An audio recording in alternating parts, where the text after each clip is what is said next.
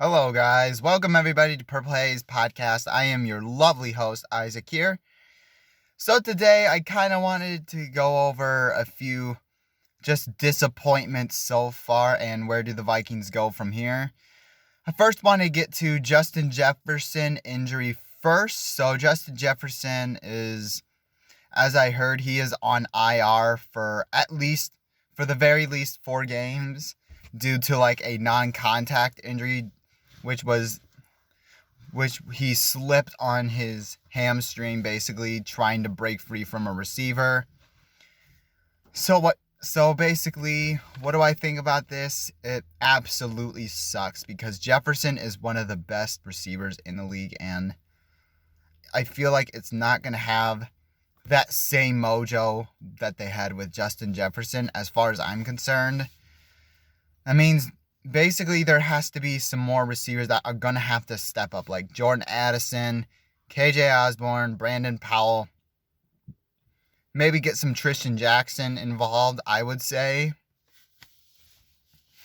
So right now, it absolutely sucks because Jefferson is really one of the best in the league, so this absolutely stings. But as far as I'm concerned, like the Vikings, as we know, they are 1-4, and the season seems like a wash to me. It's gonna be a long season, though. I know it is. As far as I'm concerned, as where do the Vikings go from here?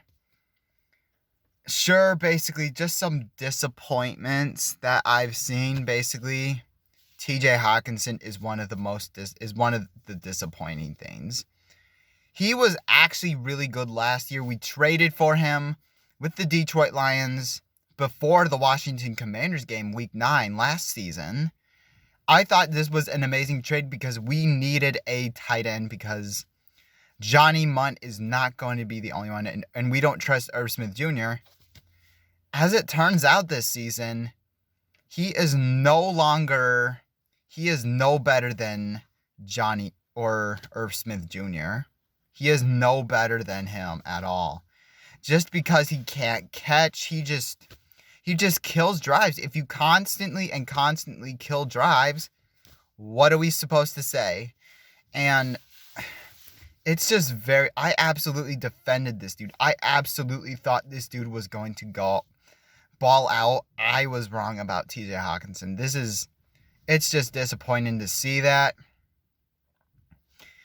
As far as like quarterback goes, I want to see, but basically under the condition of one thing, if we want to see Jaren Hall, I would still want to see Jaren Hall out there for the rest of the season to see what he is all about.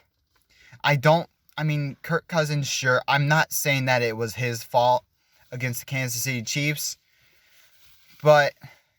and also, I don't want to see Nick Mullins. We know who Nick Mullins is. He's not going to lead this team or, at least stay afloat for very, very long.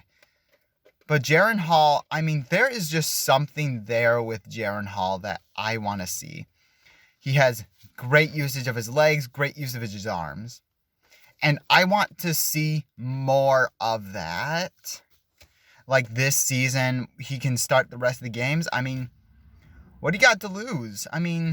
Maybe if you want to start against the 49ers, heck yeah, go for it. Start him the rest of the season, because if this is your longtime franchise quarterback, then by all means, keep him on this team. But if he's not, then you just go in the draft and get a quarterback, because it is loaded with quarterbacks as far as I'm concerned.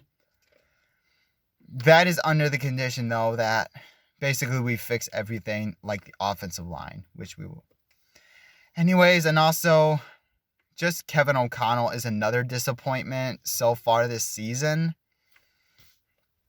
I thought this dude was absolutely going to bring the heat every single game on the offense, every single game. He is going to bring up a game plan that nobody is going to predict.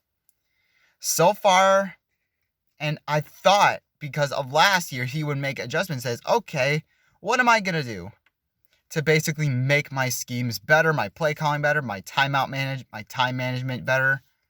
And that hasn't happened. That hasn't happened at all yet. So I think the best thing really in the future and for this season is to give play calling to someone else. Well, I don't care if it's it basically has to be all of it. The play calling, the scheming, the personnel, and timeout usage and time management. Give it to somebody else.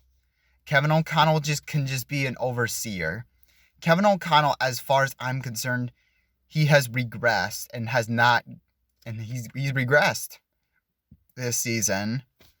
So that's a big disappointment. I absolutely thought this dude was going to pick off right where he left off, but even better, but it seems like he's gotten worse.